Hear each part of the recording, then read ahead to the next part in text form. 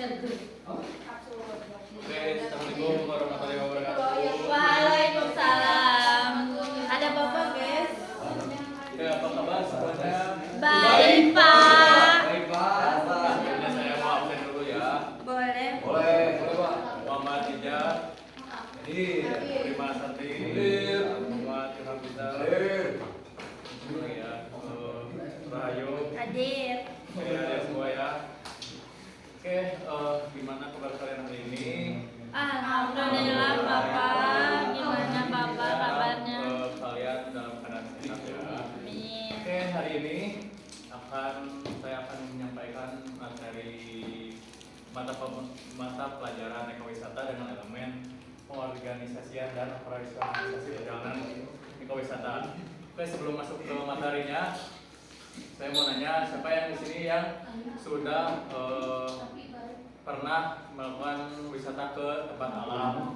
Oke, kamu kemana? Ke Tambora, Pak. Gimana, seru? Wah, Ada apa di semangat, Tambora? Pak. Banyak bokeh di mata. Ya, siapa lagi tadi? Saya pantai, Pak. Oh, pantai mana tuh? Itu, Pak, Saroso, Pak, di Sumatera Barat, Pak. Jauh banget. Terus siapa lagi? Ya, Pak. Mana? Ke hutan. Mang. Hutan lindung. Oh iya. Nah, saya juga ada video itu salah satu taman nasional yang ada di Indonesia itu Pulau Komodo ya. Aja, Pak, itu seru, Pak, ya, Pak. Boleh ditonton. Boleh, Pak.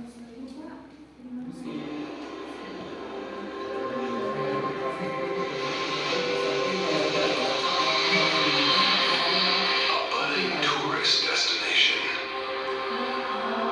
in a panoramic fishing town of Labuan Bajo.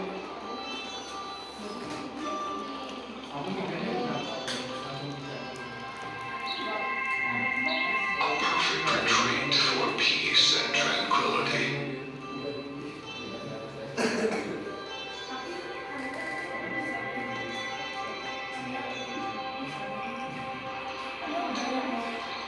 And for those who seek adventure.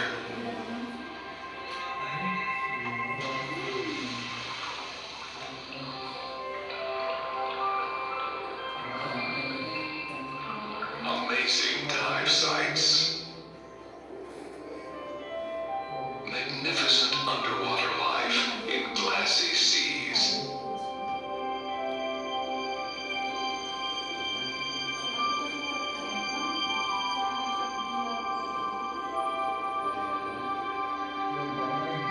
Exploring and discovering is never ending. Stunning landscape. Delight in the legendary Peak Beach.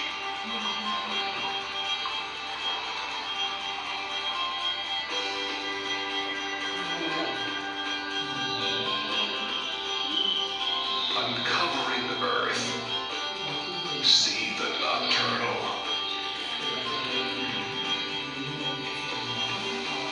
And feast on the splendid scenery.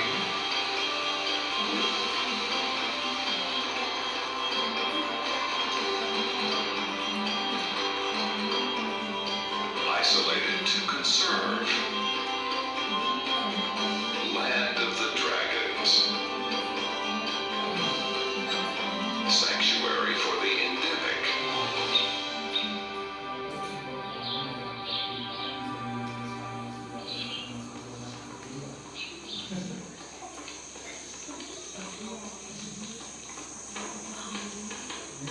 Natural habitat of the giant lizards. Beautiful beasts.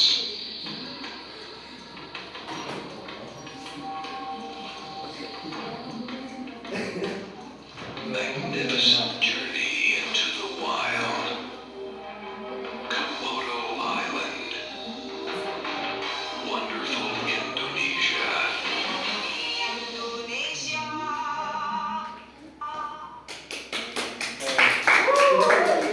Ya, setelah menonton video tersebut, menurut saya nih siapa aja yang berwenang atau bertanggung jawab untuk melestarikan atau mempertahankan tempat wisata tersebut. Di seluruh lapisan masyarakat Pak. Masyarakat. Pengelola dan pemerintah. Indonesia seluruh lapisan Oke, masuk ke materinya. Jadi pada pertemuan kali ini tujuan pembelajarannya ada peserta didik mampu menjelaskan pengertian, prinsip dan tujuan ekowisata. Yang kedua, peserta didik mampu mengidentifikasi pihak-pihak yang terlibat dalam kegiatan ekowisata. Yang ketiga, ada peserta didik mampu menganalisis potensi konflik antar stakeholder. Yang keempat, ada peserta didik mampu menunjukkan sikap empati, peduli, dan kerja sama. Oke, di sini ada yang tahu apa itu ekowisata? Ya. Jadi ekowisata ini terbagi menjadi dua kata, yaitu eko yang berasal dari kata ekologi, yang berarti studi hubungan antar organisme hidup dengan lingkungannya, dan wisata atau tourism yang berarti kegiatan berpergian untuk bersenang. Jadi ekowisata ini adalah kegiatan pariwisata yang berwawasan lingkungan, mengutamakan konservasi alam, dan meningkatkan kesejahteraan masyarakat lokal, serta memperdaya sosial, budaya, dan ekonomi. Selanjutnya prinsip ekowisata. Yang pertama ada prinsip konservasi gitu. Untuk pengembangan ekowisata harus memelihara, melindungi atau berkontribusi untuk memperbaiki sumber daya alam. Kedua ada prinsip partisipasi masyarakat. Itu pengembangan ekowisata harus didasarkan atas musyawarah dan persetujuan masyarakat. Jadi saat ada destinasi wisata itu harus izin dulu kepada masyarakat. Dan ketiga ada prinsip ekonomi. Itu pengembangan ekowisata harus mampu memberikan manfaat untuk masyarakat, masyarakat setempat dengan diadakannya lapangan pekerjaan.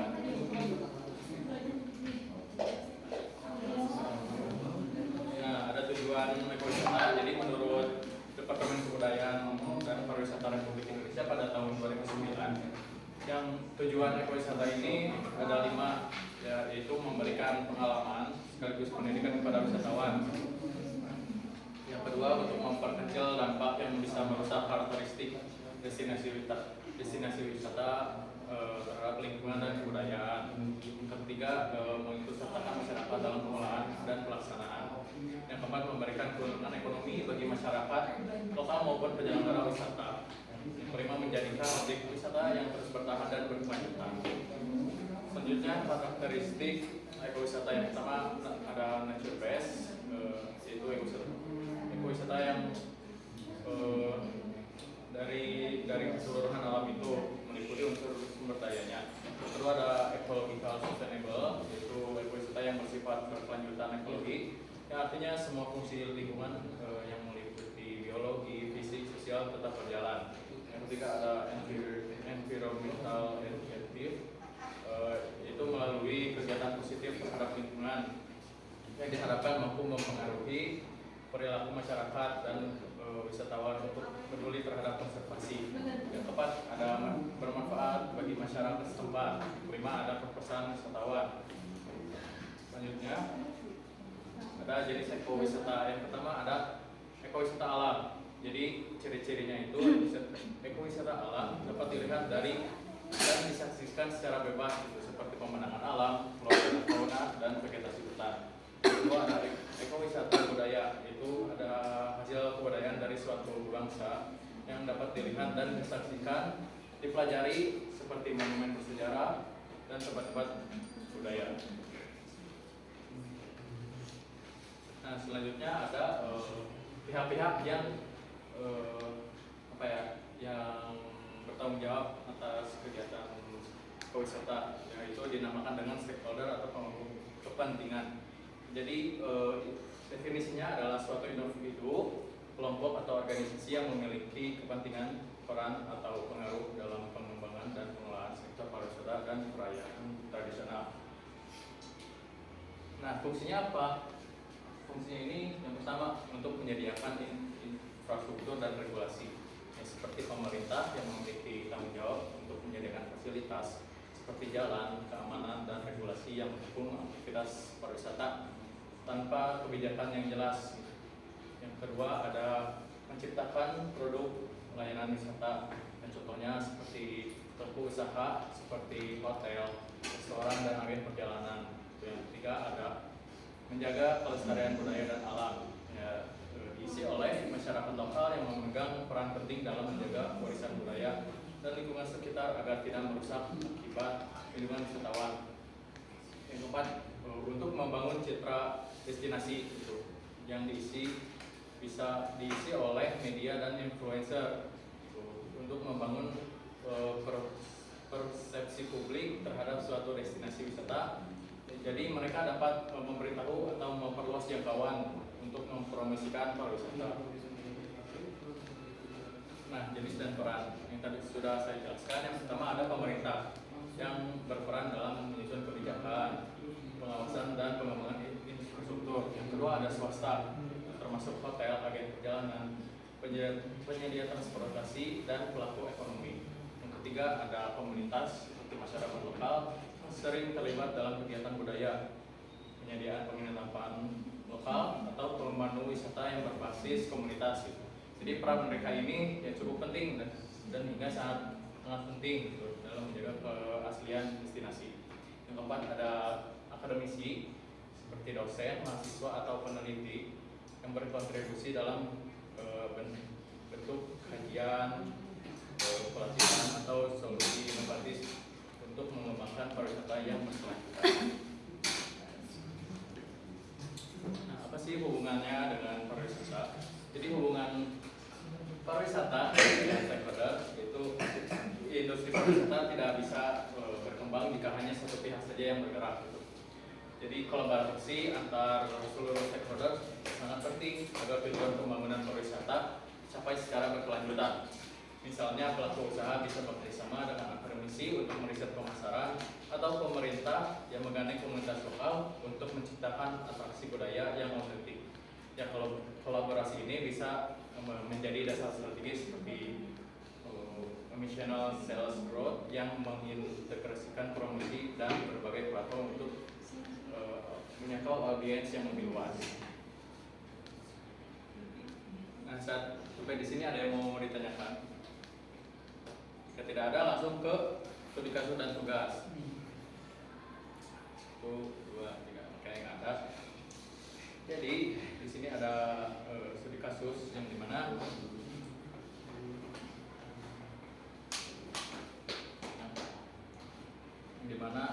ada judulnya itu aksi protes masyarakat terhadap kenaikan harga tiket pada Pulau Komodo.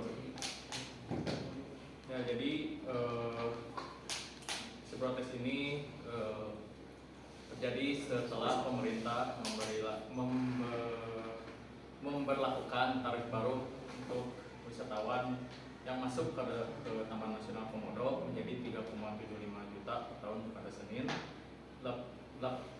1 Agustus 2022. Jadi kebijakan ini pastinya menimbulkan protes dari masyarakat Labuan Bajo. Aksi protes ini dilakukan sebelum dan sesudah pemerintah meresmikan kenaikan tarif Pulau Komodo ini. Ya, jadi selain itu juga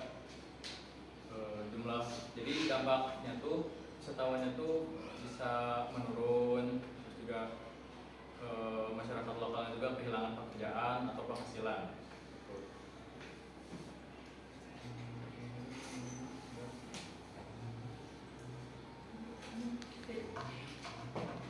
Nah, ada juga tanggapan dari Presiden Joko Widodo mengatakan kenaikan harga tiket masuk itu didasari oleh keseimbangan antara kepentingan konservasi dan ekonomi gitu, melalui turisme di Pulau Komodo. Oleh sebab itu, jika ada masyarakat yang protes dengan kenaikan harga ini, Presiden mengaturkan jika masyarakat tetap dapat melihat Komodo di Pulau Rinca dengan tiket yang tidak naik. Jadi Komodo hidup dari 3 pulau, yaitu Labuan Bajo. Di Labuan Bajo itu ada di Pulau Komodo, Pulau Rinca, dan Pulau Padang. Ini juga ada diskusi dengan masyarakatnya yang menanggapi dengan jadi masyarakat tuh mengenalapi hal ini.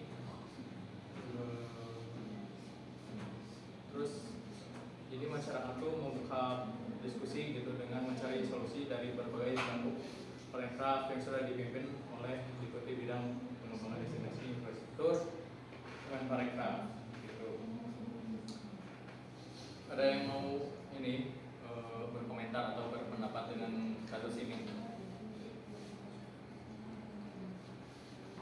Ya Pak, kalau komentar saya sendiri adalah pemerintah tuh nggak membaca dengan pikiran publik ya Pak. Kadang pemerintah tuh bilang bahwa itu demi keseimbangan alam lah, demi keseimbangan ekonomi, tapi yang dipertanyakan tuh ekonominya siapa gitu. Kan sedangkan ekowisata itu ada 3 pilarnya kan, tadi pertama pendidikan, kesejahteraan masyarakat, sama alam. Ya itu. Nah sedangkan yang masyarakatnya itu malah nggak tersejahterakan gitu adanya ekowisata. Dan kita juga tahu di pulau Komodo itu salah satunya Pulau Flores yang mana mereka tuh para warganya udah menempati tempat itu tuh selama berabad-abad, tetapi mereka tuh diusir sama pemerintah atas dengan tujuan untuk menjaga katanya kemurnian Komodo itu. Padahal yang kita tahu bahwa masyarakat adat di situ justru yang menjaga Komodo di Pulau Flores itu. Makanya keputusan seperti ini hanya akan menimbulkan konflik sama kebencian saja, gitu sih Pak. Oke, beri tepuk tangan untuk Prima. Selanjutnya saya punya tugas LKPD yang harus kalian kerjakan. Ini informasi ya. Jadi petunjuknya itu yang akan kalian dari kasus tersebut sudah mengetahui atau membaca. Terus kalian analisis lah konflik apa yang terjadi dan pihak mana saja yang kemungkinan terjadi. Nah, tuliskan jawabannya di sini ya. Iya Pak. Ada baik-baik. Berkelompok lah. Oke. Ada baik-baik. Ada kopi Pak.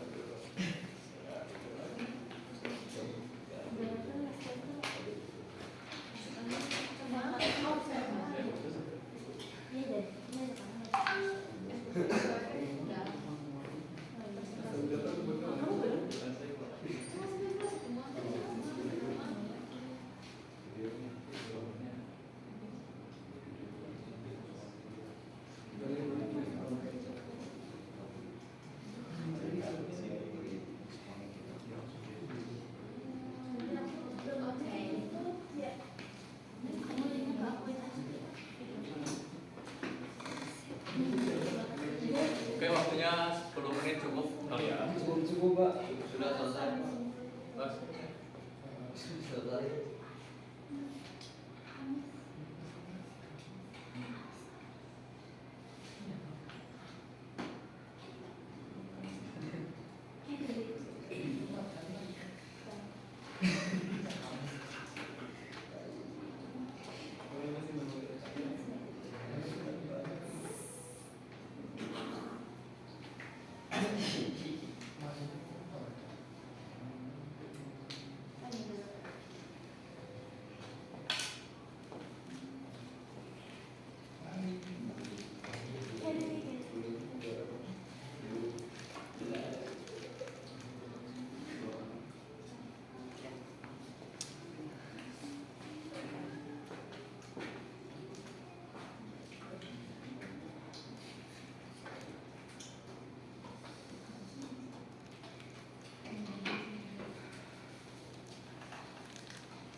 kelompok yang muda boleh maju ke depan ya. Kelompok Elizar dulu Pak. Boleh maju.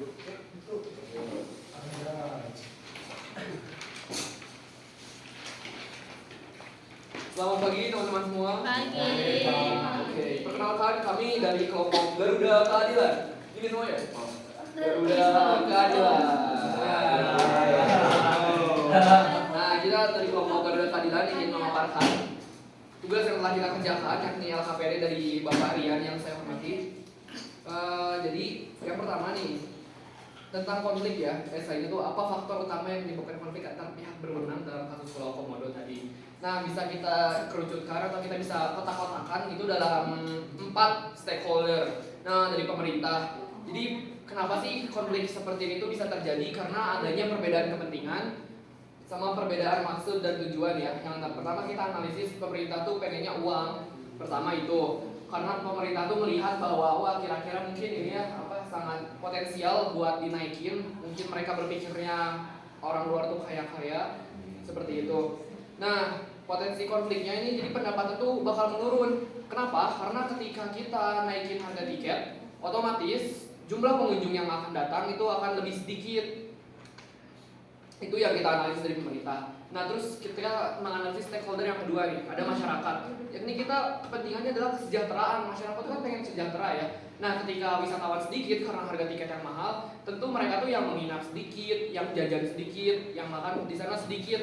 Jadi kesejahteraannya akan menurun seperti itu. Terus pelaku usaha wisata juga sama masyarakat 11-12 lah gitu.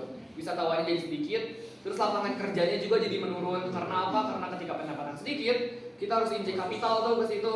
Kita harus kehilangan modal. Kita bakal kehilangan modal karena uangnya nggak berputar lagi karena makin sedikit uang yang berputar seperti itu di masyarakat. Nah, kemudian di wisatawan. Kepentingan wisatawan tuh apa sih? Kan mereka pengen pengen nyari experience, pengen jalan-jalan.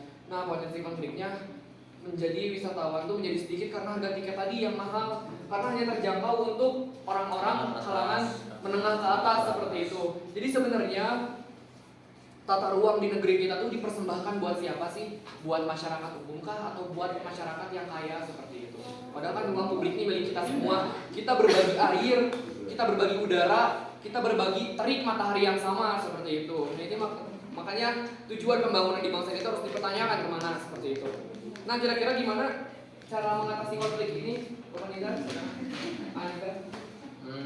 Untuk mengatasi konflik ini seharusnya sih kalau menurut saya pribadi dilakukan seperti lobbying ya, apalagi dari contohnya kepada 4 program ini misalnya pemerintah, bisa ada perwakilan masyarakat, pelaku usaha dan wisatawan agar semuanya itu terkomunikasi dengan baik dan juga tidak ada pihak yang saling dirugikan dan bisa menguntungkan kepada semua pihak. Jadi pemerintah ada komentar? Balik lagi kita sama pemerintah harus berkoordinasi secara baik untuk kepentingan baik dari lapisan rakyat ke bawah sampai ke atas. Untuk itu biar supaya keuntungan tersebut bisa dirasakan oleh lapisan seluruh masyarakat. Nah, seperti itu teman-teman. Jadi jangan sampai kita tuh hanya membicarakan itu di ruang akademis saja. Kita harus bawa semangat ini tuh ke ruang publik. Karena pemikiran itu bagaikan virus ya. Virus itu membutuhkan inangnya untuk tetap hidup seperti itu. Percuma pemikiran atau ide sebagus apapun yang kita bawa di ruang akademis, jika tidak dibawa ke ruang publik, maka pemikiran itu nggak bakal ada sama sekali ya manfaatnya kalau nggak ada pengembangannya seperti itu. Maka kita pengemban bangsa ini, kitalah yang meneruskan estafet bangsa ini. Kita harus melihat apa-apa saja kekurangan dari bangsa ini, bukannya gengsi ya. Kayak misalnya penetapan status nasional nggak ditetapin karena gengsi gitu, takut dilihat pemerintahnya gagal. Bahwa orang-orang yang terdampak bencana itu mereka berlomba dengan waktu, mereka aksesnya putus kayak gitu. Intinya banyak sekali permasalahan bangsa ini, tapi sulit bukan berarti tidak mungkin. Maka kita sebagai generasi penerus harus bersiap, mempersiapkan diri, memantaskan diri, dan siap untuk menentukan sikap ya teman-teman. Oke, mungkin sekian yang bisa saya sampaikan. Kami sampaikan. Assalamualaikum warahmatullahi wabarakatuh. Oke, boleh tepuk tangan sekali lagi untuk kelompok yang ini. Oke, karena sudah di penghujung pembelajaran.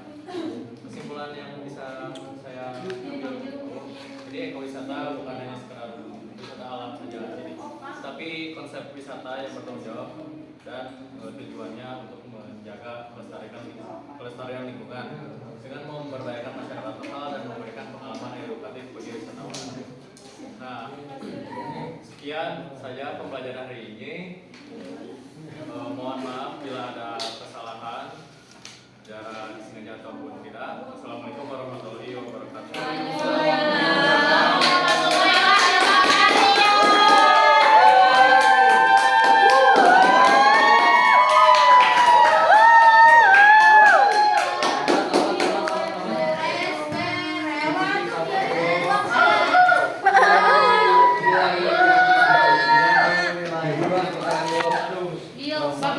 Bapak Rian.